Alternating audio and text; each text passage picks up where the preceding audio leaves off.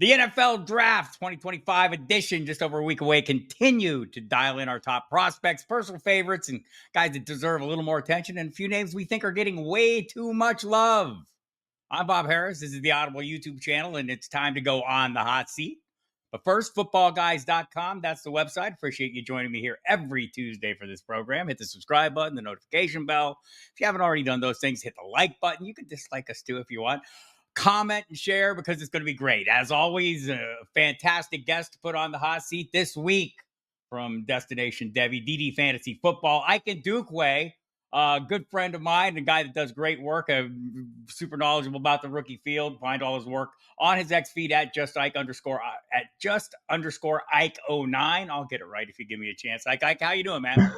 I'm good. I'm good. Thanks for having me on. It's always a blast, always a pleasure for having me on, Bob. Appreciate it. Yeah, love having you. And you can also catch Ike has a podcast, Off the Line Fantasy Football Podcast, does with Eugene Omenihu at Fantasy Genes. It's on the Destination Debbie Podcast Network. Got a show coming up next week. We'll talk about that in a few minutes. But first, let's dive into this year's draft class, underrated, overrated, and some of the top prospects. We'll start at the quarterback position. And, you know, everyone has their favorites in some order. Let's look at your top three in the order you like them. Yeah. So it's I think it's not consensus, but my consensus number one is Shedeur Sanders. I just like his accuracy, his anticipation. I think overall he's just a safer prospect. He's more polished, and I think he's more pro ready. And he's one of the more pro ready QBs that's come out over the last several years. I mean, we've seen a handful, obviously, with Jaden Daniels, the class last year, just dating back a few years back. And then I got Cam Ward as my number two, even though he's probably going to go number one to the Titans. But his ceiling is really, really high. He has a livelier arm. He's going to take a lot more chances, take a lot more risk. His biggest thing at the next level, just what coaching staff, reins it in. All right, rein some of that in, kind of eliminate some of those potential risk and eliminates those potential mistakes. And I don't necessarily have a third. I mean, I have Jackson Dart as my third quarterback, right. Because he's probably the one that's being steamed up the most. And we'll probably get to a little bit later in the show why I think he's overrated. But now he may be a top 10 pick at this moment in time with, Derek Carr, his status for the Saints being in flux. And I've seen him mocked multiple times in the top 10. Those are my top three quarterbacks. I feel like every year I know how the NFL draft works. It is I get closer to the draft, I talk myself out of all the quarterbacks going in the first round, and then of course all the quarterbacks do go in the first round. You mentioned Dart, maybe thinking he might slip out. I know a lot of people are a lot of intriguing chatter about Sanders as we're recording this.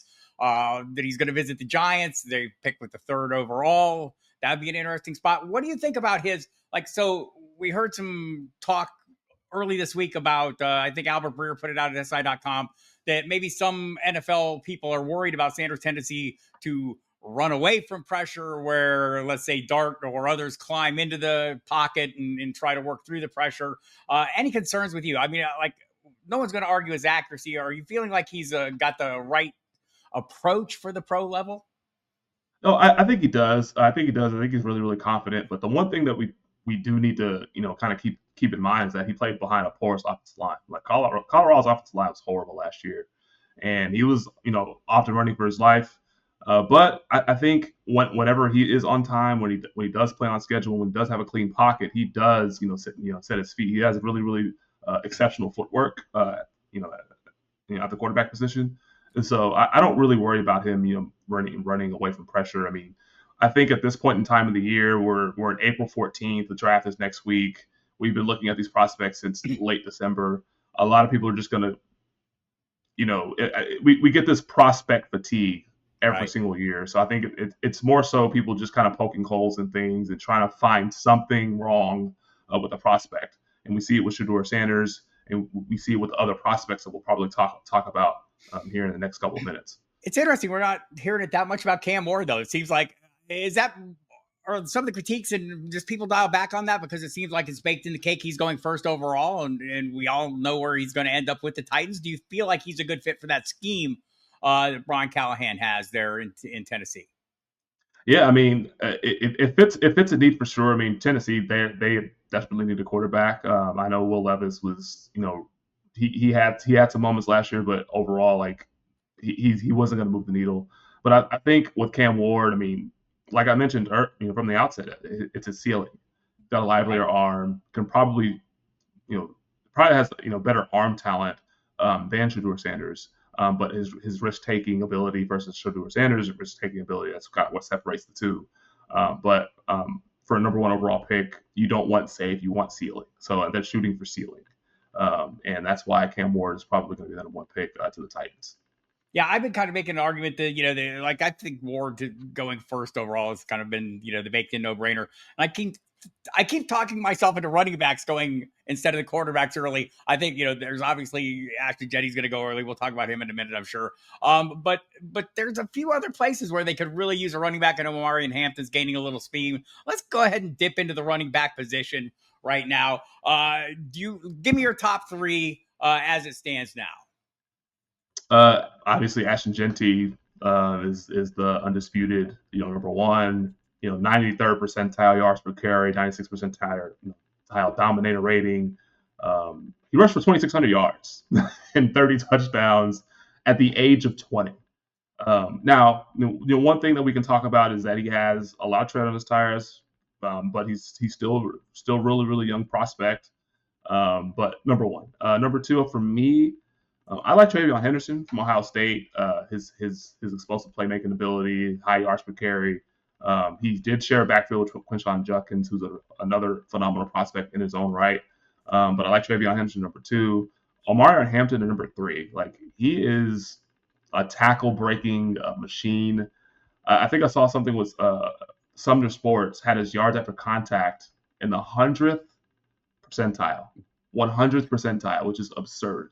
That's I mean, I haven't heard anything crazy like that in a long time, but Omari Hampton is probably like my third best running back. All right, so that's fairly chalky, right? I think whatever order you have them in, Jeanty, Hampton, Henderson, and you mentioned Judkins right there with them. Anybody else tickle your fancy? Who's a running back that's maybe not getting the love that they should get? Caleb Johnson for Iowa.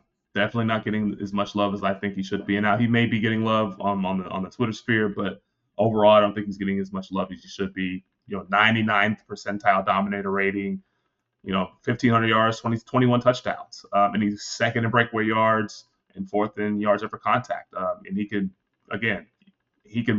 also break, a lot of long runs and a lot of big plays. Look at that one game against Nebraska where he caught that swing pass, broke like 4 tackles and took it to the house for like 70 yards. He has that kind of ability on a play in and play out basis. So I like Caleb Johnson. Caleb Johnson is one guy that's definitely not getting as much love as he should. All right, that sounds reasonable enough. So looking at those 4 players, Ashton Jeanty, I talked to a lot of guys in Vegas on a weekly basis. They would love to see him go there. I had an interesting theory pop up that, like, let's say the New York Giants aren't into Shedeur Sanders. Maybe Joe Schoen learned his lesson, compare the quarterback versus the running back, and they go Jeanty. Is he a sure? I mean, like, look, he's gonna drive the scheme, right? There, he's gonna be the scheme is gonna fit him no matter where he goes. Is he a surefire hit? As surefire hit as they're saying, I see all the LaDainian Tomlinson comps. In your mind, is he that certain of a first round prospect? For sure, the first round prospect. When the Giants pick top 10, I mean, you can debate it. He may come off the field a lot on third downs. He didn't really catch that many passes last year. I think he caught like 16 total or something along those lines. Like, it was a really, really low amount of that. So you'll probably get like a third down back. And plus, they already have a talented back in Tyrone Tracy there in New York. So I think they would make a mistake by drafting a running back that high, especially with all the needs they have. Because I mean they're picking in the top 5 for a reason, right? So, so it's 60 too high. Would the Raiders be picking too high at 6? Do you think? I mean, it just kind of depends on the team and what they need. They just paid Geno Smith a lot of money, and they just Pete Carroll's out now their coach. Ashton Jeanty going in there, how Pete Carroll likes to run the ball. That would be a pretty decent fit for them, right? Chicago Bears at 7, that would be another good fit. So it just kind of depends on the team, but top 10. I mean, it really depends on the team that would be drafting him. The Giants, I don't think that would be a good draft pick for them. But other teams like the Raiders and the Bears, that are in that top 10 range, would be ideal. I saw some rumblings about the Jets potentially trading Brees Hall and then drafting Genty to replace Brees Hall just to put him in the committee, which doesn't make any sense to me. Right. So there's going to be a lot of moving pieces come next week, but those are the two main spots that I see Ashton Genty as the Raiders or the Bears. So as we look at Genty, Henderson, Hampton, do you think all three of those guys are likely first round picks? Maybe one of them. Like it does seem like when you get down to the second half of the draft, there's a lot of teams that have needs at the position. Denver Broncos are one that we all kind of like. Do you think all three of those guys will make it into the first round? I would probably say that Hampton would barely make it into the first round, but Henderson, Caleb Johnson, Quishon Judkins, those guys are probably round 2, round 3 guys. Yeah, that sure. makes it. But I think Judkins and Trayvon Henderson for sure round 2. And well, actually, all three of them will probably be round 2 guys. I mean, this is a pretty deep running back class, and yeah, I think they'll be drafted in the second round. Yeah, I'm looking at that later round. You got Denver, you got Pittsburgh. Both of them probably have some need there, and so I think you're right. I think those top three will go. Hampton, kind of the borderline guy. I seems to be gaining a lot of buzz lately, but I wonder if he's not getting a little bit overhyped as he's at.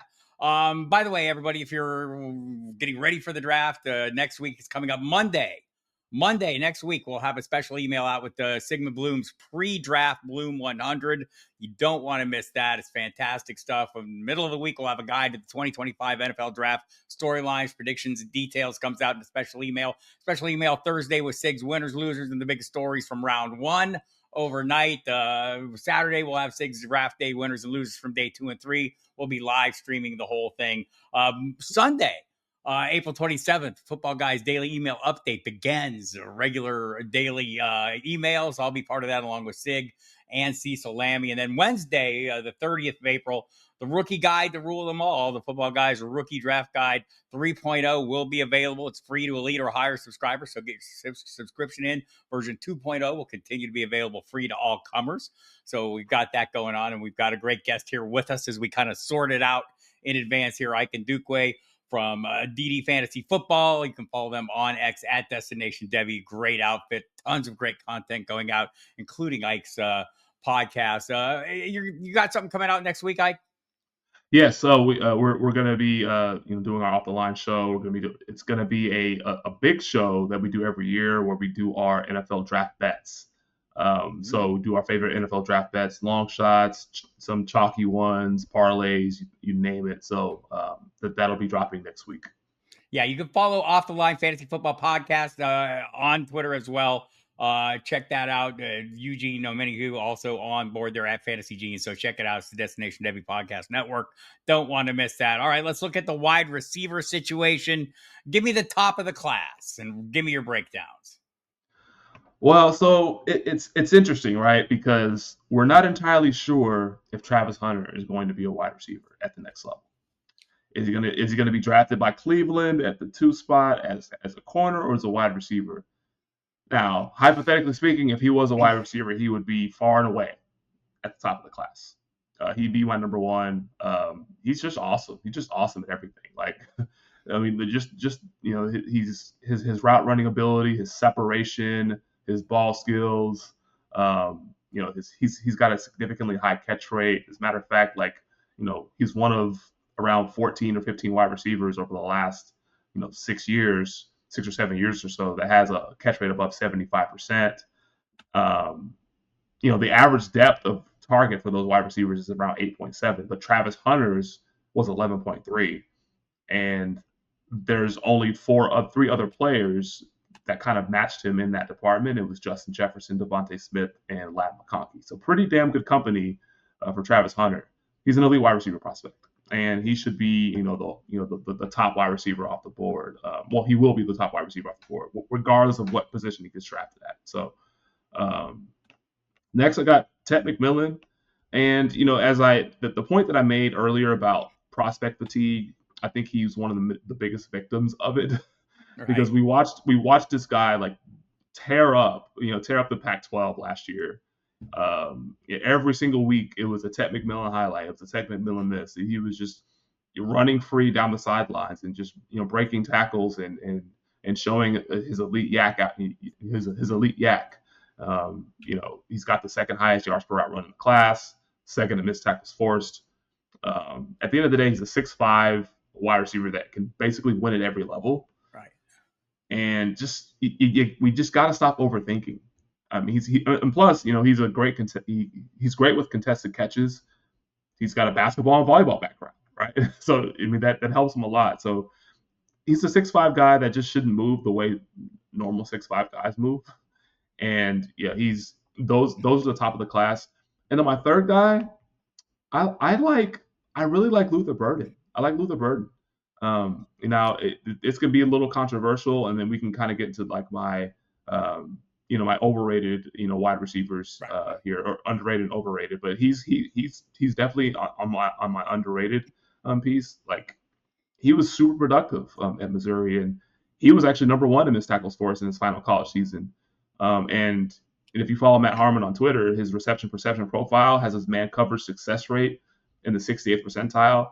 That was actually better than Ted McMillan and Matthew Golden and Emeka Buka and Jaden Higgins. So I heard Harmon say, though, that if you have him number one, if you like him at the top of the class, maybe you're looking a little more at the flashes than at the consistent body of work. Do you agree with that?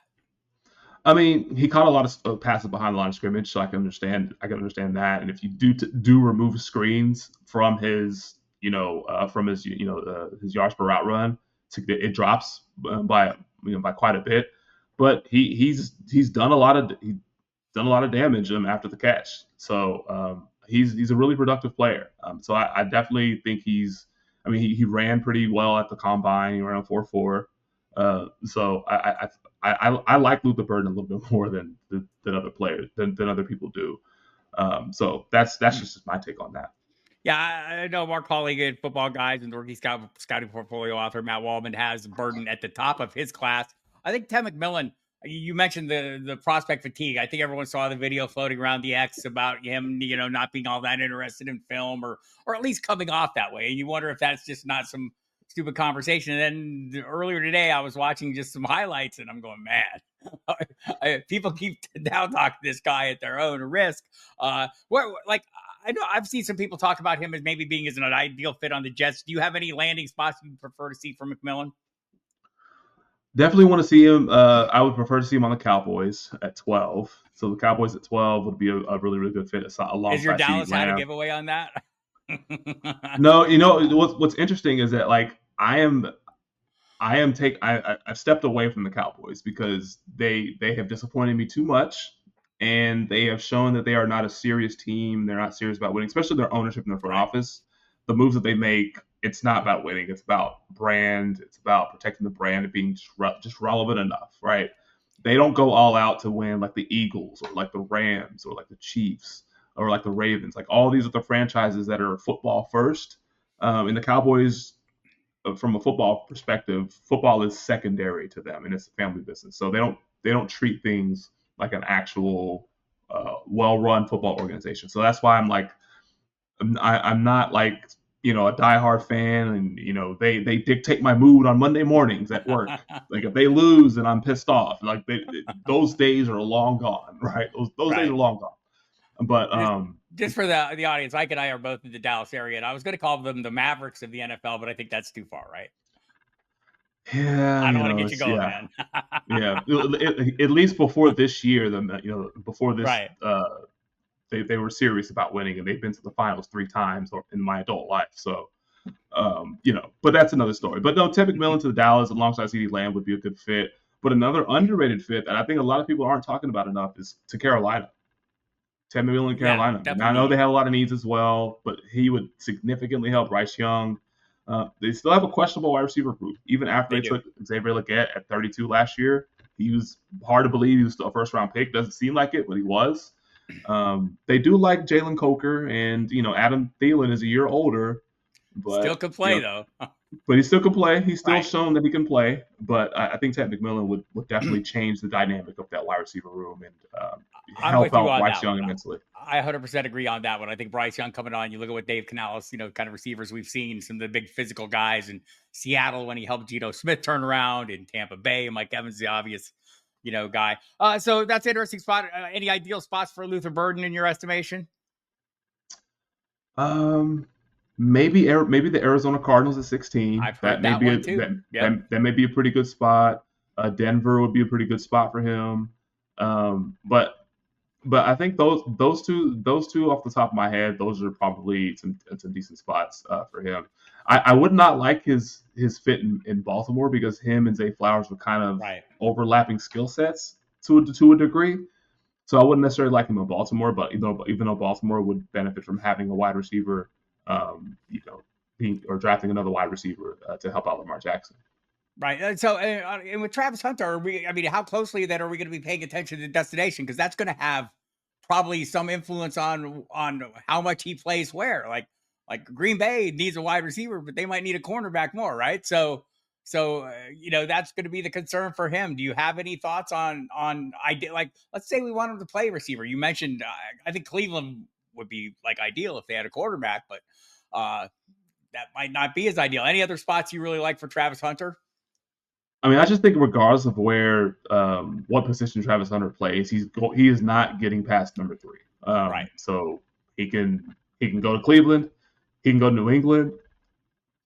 There's New England would be a really good spot for him, especially if he played receiver, helping out Drake May. Him and Drake May could make a lot of magic together, right? So there's a couple spots there, but I just think regardless of where he gets drafted or regardless of what position he plays, he is not going past number 3 There seem to overall. be So some names rising up a little bit. I see Jaden Higgins. Is there kind of the estimation that there's not a lot of true X receivers in this draft? And I'm not all that impressed with his speed, but the size is there. Is he a player that interests you like that? And also, I see Kyle Williams getting some buzz lately. Any thoughts on him?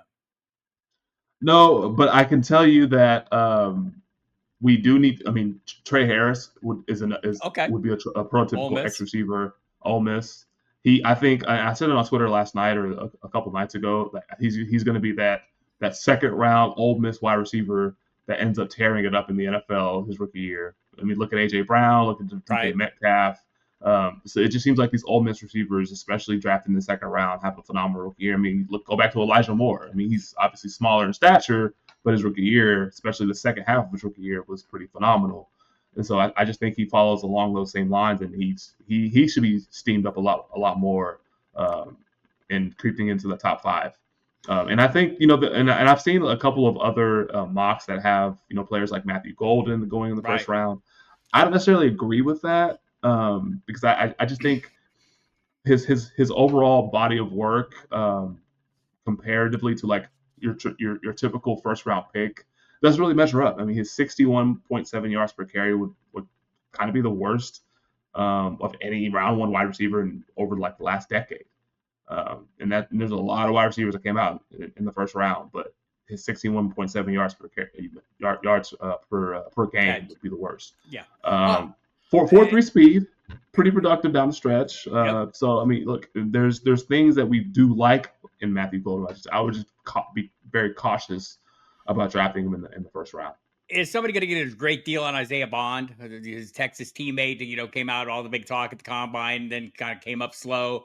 We've got the off-field issues that don't really seem like an issue. Seems more like something that's being blown out of proportion at this point, or at least is going to cause a lot of attention and draw a lot of negative attention his way. Is he going to be maybe a guy that overlooks if somebody gets a steal on? What do you just think of him on the field? Yeah, I mean, honestly, like there were times where he was actually the number 1 over Matthew Golden, and then Isaiah Bond was kind of hurt, he was kind of dinged up, and then Matthew Golden took over. But when they were on the field together, I mean, it was kind of neck and neck. I mean, Matthew Golden didn't really separate himself from Isaiah Bond when Isaiah Bond was fully healthy, because I know there's games during the season where Isaiah Bond was in and out of the lineup, and maybe he was being disciplined, or there was a lot of things going on with him. But Matthew Golden did step in, and he took advantage of the opportunities, and he was really really good in many stretches. Any names like just like come to mind immediately as like maybe being a little bit overhyped or drawing a little bit more attention than they should? I was gonna. I mean, I went into Matthew Golden. I mean, he was like his first round profile would be would give me a little pause. I think he's more of a second rounder, kind of like a high second rounder, not necessarily a first one. a first rounder. But that's probably the main guy that I would pinpoint there. Yeah, well, it's just one last one because I find it really interesting. Tez Johnson, came in like barely tipping the scales. It didn't hit 160, I don't believe. And what are your thoughts on a player like that? Coming into the NFL. Look, if he can play, he can play.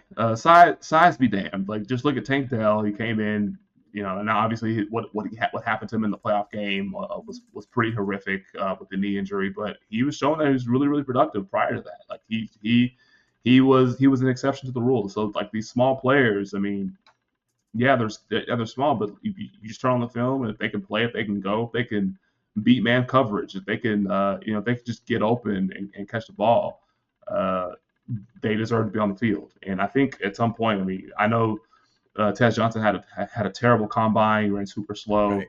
But when he gets on the field, he's going to tear it up.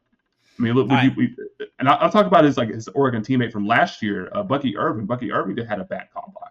He ran really slow, but I mean, he ended up, overtaking that backfield and being really, really good down the stretch. So they play different positions, but just one player that kind of came to mind, especially when they were teammates at Oregon, had a bad combine performance, but ended up being really, really good once he got on the field, which is what matters the most. I think people view this tight end class as being super deep and highly talented. I'm not sure you're as on board with that. Give me your top picks. Just it's a 2-horse race. It's Tyler Warren, it's Colston Loveland, and just the contrast. There's a pretty good contrast between the two. Tyler Warren is more versatile, as you can see. There were times where he would be getting direct snaps and running quarterback powers, or in his case, it's tight end powers. Like they would put him on end arounds. They would find different ways to get him the ball. So he's more versatile, and then Colston Loveland is more of your traditional tight end. So he'll block, he'll catch, he'll do everything. He does pretty much a lot of things well. Just kind of overall, it's just very very smooth. But those are the two guys that I am, just basically my two tight ends that the only ones that matter to me. So you can probably add in Harold Fannin Jr. there. He was a little productive, but outside of that, like I'm just not really overly impressed with this tight end class. Yeah, some of the guys, and Fannin is one that really got buzzy around the combine. Terrence Ferguson, also from Oregon, did the same. Elijah Arroyo seems like a lot of buzz for him as a playmaking threat. I watched Mason Taylor at the combine. I thought he looked phenomenal. Looked like a really smooth football player. Has the bloodlines. None of those guys seem to appeal to you that much. If there was one of them you thought might be an immediate contributor, who would it be? I would probably say Harold Fannin. I just think his profile would just scream like a day one, a day one player that can just be used in the middle of the field.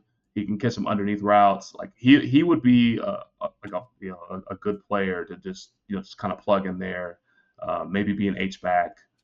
But he's really productive. He actually has some explosive playmaking ability as well. And so, but I think if there's one guy that I can pinpoint, it'd be Harold Fannin. All right, so looking at the quarterbacks, we got Sanders. You like Shedeur Sanders at the top of that class. Cameron Ward reluctantly endorsing Jackson Dart because I made you pick 3, and that was kind of the tail end of that. Maybe you feel like he's a little overrated. Running back, Ashton Genty, Travion Henderson, Omarion Hampton, Caleb Johnson's a guy you like a little bit more that you feel in the field. Wide receiver, Travis Hunter at the top of the list, but it's going to depend on where he lands. Ted McMillan, Luther Burden. Tight end, you like Warren and Loveland an awful lot. So I'm going to give you one guy. You're going to pound the table. Who's the guy that if you're heading into a dynasty draft, you really want to target in this class?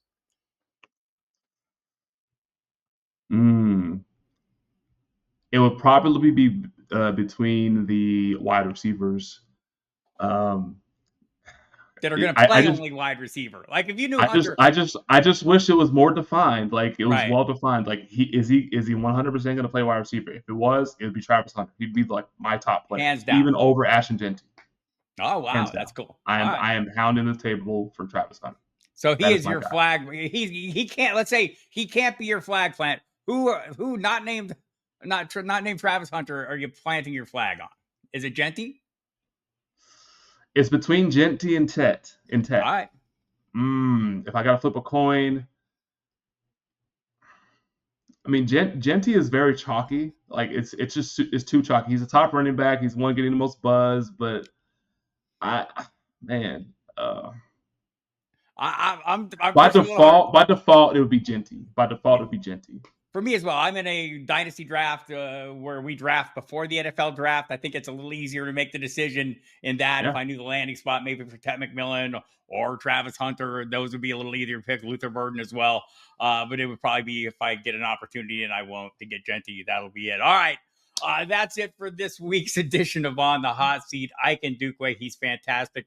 Catch all his work, Debbie Dynasty Football. Say the name right for me, Nate. The DD Fantasy Football. DD Fantasy Football. And then we have and then we have a YouTube channel, ddfb.com. We have a YouTube channel, ddfb. A lot of dope content on there. A lot of dynasty for all your dynasty needs. And then if you follow me at just_Ike09, follow Genes at Fantasy Genes, GENES, and follow the show Off the Line FF that we're dropping next week.